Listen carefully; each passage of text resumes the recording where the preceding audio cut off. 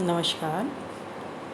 मैं डॉक्टर लक्ष्मी गुप्ता, सह प्राध्यापक समाजशास्त्र, राजकीय कन्या महाविद्यालय धौलपुर। आज हम बीए सेकेंड ईयर का फर्स्ट पेपर, जिसका विषय है सामाजिक सर्वेक्षण, इस पर चर्चा करेंगे। सामाजिक सर्वेक्षण क्या है,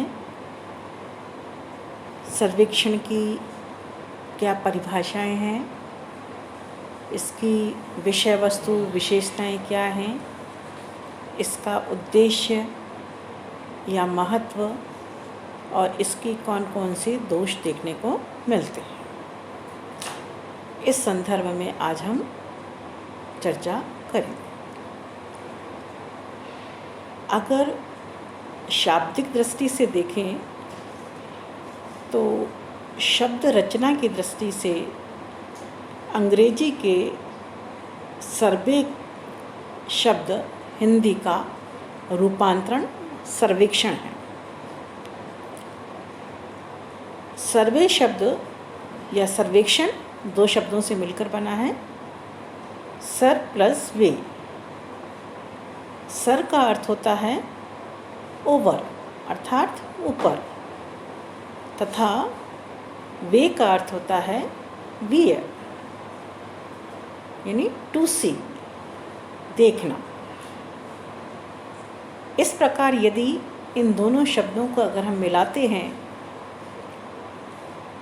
तो हम कह सकते हैं किसी घटना को पूर्ण रूप से देखना सर्वेक्षण है। शाब्दिक दृष्टि से सर्वेक्षण किसी घटना या स्थिति को ऊपर से देखना, अवलोकन करना होता है। सामाजिक समस्या के अध्ययन का यह तरीका, जिसे शोधकर्ता घटना स्थल पर या क्षेत्र में जाकर प्राथमिक तथ्यों का संग्रह करते हैं, तो उसे हम सामाजिक सर्वेक्षण के नाम से संबोधित करेंगे। सामाजिक सर्वेक्षण को परिभाषित करते हुए चैपमैन ने लिखा है, सामाजिक सर्वेक्षण एक विशिष्ट भौगोलिक, सांस्कृतिक अथवा प्रशासनिक क्षेत्र में रहने वाले व्यक्तियों से संबंधित तथ्यों को एक व्यवस्थित रूप में संकलित किए जाने की एक विधि है। यानी एक निश्चित भौगोलिक क्षेत्र में निवास करने वाले व्यक्तियों के जब हम व्यवस्थित तौर पर अध्ययन करते हैं या तथ्यों को संकलित करते हैं, तो ऐसी विधि को सर्वेक्षण विधि के नाम से संबोधित किया जाएगा। बेल्स ने इसे निम्न शब्दों में परिभाषित किया है, साधारणतया सामाजिक सर्वेक्षण को किसी विशिष्ट प्रदेश में रहने वाले एक मानव समूह की सामाजिक संस्था एवं क्रियाकलापों के अध्ययन के रूप में परिभाषित किया जा सकता है। आपका मानना है कि किसी विशिष्ट क्षेत्र में रहने वाले अर्थात एक निश्चित भौगोलिक क्षेत्र, मानव समूह का जब विभिन्न क्रियाओं का अध्ययन किया जाता है, तो उसे हम सामाजिक सर्वेक्षण के नाम से संबोधित करेंगे। सामाजिक सर्वेक्षण की कौन कौन सी विशेषताएं होनी चाहिए? सबसे पहला, घटनाओं का अध्ययन या समस्याओं का अध्ययन इसके द्वारा किया जाता है। समाज में बहुत सारी घटनाएं समय समय पर घटित होती रहती हैं और बहुत सारी समस्याएं हैं। इन समस्याओं से संबंधित तथ्यों को एकत्रित करने के लिए इस विधि का प्रयोग किया जाता है। दूसरी प्रमुख विशेषता, एक निश्चित भौगोलिक क्षेत्र का पाया जाना। सामाजिक सर्वेक्षण में एक निश्चित भौगोलिक सीमाएं का होना अत्यंत आवश्यक है। कोई भी व्यक्ति एक निश्चित क्षेत्र के अंतर्गत जो समस्याएं या घटनाएं घटित होती हैं उनका अध्ययन करता है और उसके बाद परिणाम को समाज के सामने प्रस्तुत करने का कार्य करता है। सामाजिक समस्याओं का अध्ययन और उपचार। सामाजिक सर्वेक्षण में केवल समस्याओं का अध्ययन ही नहीं किया जाता वरन समस्याओं का उपचार करने का कार्य भी किया जाता है। केवल बताया ही नहीं जाता बल्कि उसका निदान करने का कार्य भी किया जाता है। नेक्स्ट विशेषता है वैज्ञानिक पद्धति का प्रयोग। जब कभी सामाजिक सर्वेक्षण में हम किसी घटना या समस्या का अध्ययन करते हैं तो घटना का अध्ययन करते समय हमें वैज्ञानिक विधि का प्रयोग करना चाहिए। और वैज्ञानिक विधि समस्या का चुनाव, तथ्यों का संकलन, तथ्यों का वर्गीकरण, विश्लेषण और सिद्धांत का प्रतिपादन, ये प्रमुख चरण हैं किसी भी वैज्ञानिक पद्धति के। तो इन्हीं चरणों से होकर गुजरते हुए हमें सामाजिक सर्वेक्षण में तथ्यों का संग्रह करना चाहिए। सहकारी प्रयास।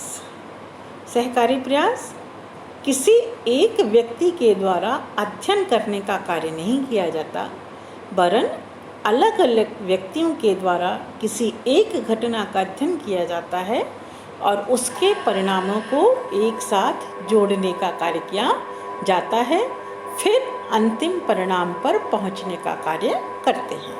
तो इसको हम बोलते हैं सहकारी प्रयास, यानी सब मिलजुल कर एक समस्या का समाधान करने का कार्य करते हैं। लास्ट और प्रमुख बिंदु है गणनात्मक पक्ष। इसमें जो भी तथ्य हम एकत्रित करते हैं उसकी हम गिनती कर सकते हैं, गणना कर सकते हैं। यहाँ हम गणनात्मक पक्षों का भी अध्ययन करते हैं और गुणात्मक दोनों पक्षों का अध्ययन करके वास्तविक निष्कर्ष तक पहुँचने का कार्य करने का कार्य किया जाता है। अब बात करते हैं सामाजिक सर्वेक्षण का क्षेत्र और विषय वस्तु क्या है। कहाँ कहाँ सामाजिक सर्वेक्षण का प्रयोग किया जाता है। मोजर ने सामाजिक सर्वेक्षण के विषय क्षेत्र को 4 प्रमुख भागों में बांटकर समझाने का प्रयास किया है, जिसमें पहली बिंदु इन्होंने बताया है जनसंख्यात्मक विशेषता। जनसंख्यात्मक विशेषता के अंतर्गत उन चीज़ों को शामिल किया जा सकता है जैसे भारत की जनगणना के आधार पर जनसंख्या कितनी है, जन्म दर कितनी है, मृत्यु दर कितनी है, जनघनत्व कितना है, महिला पुरुष अनुपात कितना है, कितने बेरोजगार हैं, कितने रोजगार हैं, कौन सा व्यवसाय करते हैं। यानी जनसंख्या से संबंधित विभिन्न प्रकार के आंकड़ों को एकत्रित करने का कार्य इस सर्वेक्षण के माध्यम से किया जाता है। दूसरा प्रमुख बिंदु है सामाजिक पर्यावरण। सामाजिक पर्यावरण के अंतर्गत उन चीज़ों को शामिल किया जाता है जो मनुष्य को चारों ओर से घेरे हुए है और उसका प्रभाव मानव के क्रियाकलाप पर पड़ता है।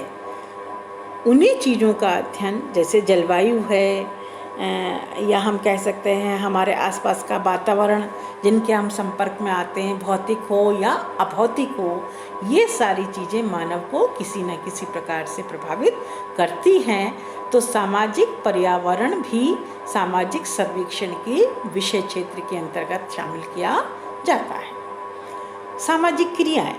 सामाजिक क्रियाओं को प्रमुख तौर पर 2 भागों में विभक्त किया जाता है।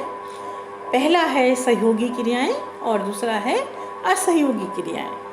तो सामाजिक सर्वेक्षण में ध्यान रखा जाता है कि हमारे समाज में क्या सहयोगात्मक क्रियाएं ज़्यादा हैं या असहयोगात्मक क्रियाएं ज़्यादा देखने को मिलती हैं।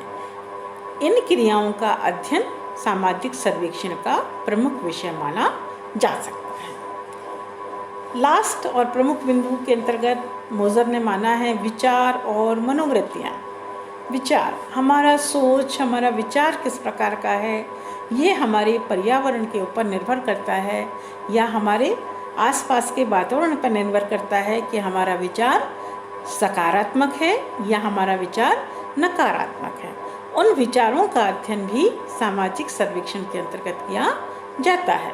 मनोवृत्तियाँ, मनोवृत्ति के अंतर्गत वह सारी चीज़ें शामिल की जा सकती हैं जो हमें दिखाई नहीं देती, जैसे दया, प्रेम, घृणा, सहानुभूति, जो हमें दिखाई नहीं दे रही हैं लेकिन वह हमारे समाज में सामाजिक समस्याओं को जन्म देने का कार्य करती हैं। तो ये कुछ प्रमुख बिंदु जो मोज़र ने सामाजिक सर्वेक्षण के विषय क्षेत्र के अंतर्गत शामिल किए हैं। सामाजिक जनसंख्यात्मक विशेषताएं, सामाजिक पर्यावरण, सामाजिक क्रियाएं, विचार और मनोवृत्ति जो किसी न किसी रूप में मानवीय समाज को प्रभावित करने का कार्य करती है। Thank you.